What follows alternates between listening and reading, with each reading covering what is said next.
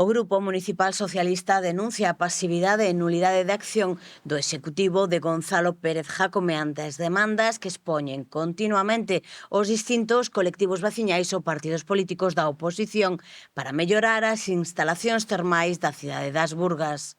Nada, absolutamente nada, funciona con normalidade, si é que funciona. Estamos aquí, nas Burgas, no epicentro do termalismo da nosa cidade, e xa vedes cal é a situación. Un espazo noble, porque aquí é onde naceu a cidade, vinculado ao termalismo, un espazo que tiña que estar en pleno funcionamento, pois o que vedes é que está pechado a calicanto. E non ten visos de que se vai a abrir, de que vai a entrar en funcionamento nos próximos días, nas próximas semanas. Barquero denuncia que o mesmo sucede co resto das termas, ou non funcionan ou fanno a medio gas.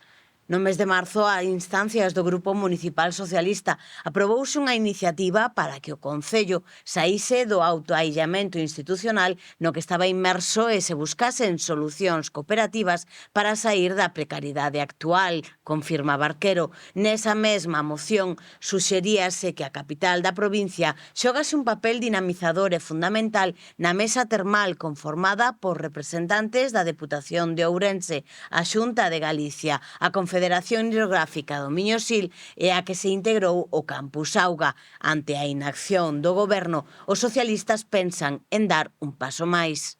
Se o Goberno municipal non asume a responsabilidade de dirixirse ás outras institucións para desenvolver o proxecto de Ourense Capital Termán, o teremos que facer o resto de grupos políticos. É evidente, non? Porque nesta situación non se pode continuar.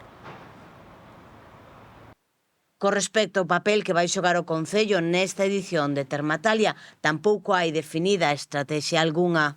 O goberno do señor Jácome ainda non se decatou de cal é a importancia que ten, porque estamos a falar da única feira internacional de termalismo que se celebra no Estado español. A única. Esa única feira ten lugar en Ourense. E, evidentemente, o Concello de Ourense, como sempre sucedeu, ten que ter un protagonismo. Protagonismo que se concreta, evidentemente, en contribución financiera, en contribución económica, pero tamén en contribución técnica e en contribución institucional. Preguntamos nas xuntas de área cal iba a ser o papel que desenvolvese o Concello de Ourense neste foro, nesta iniciativa que se leva 20 e tantas edicións. A resposta foi a esperada. Ningunha.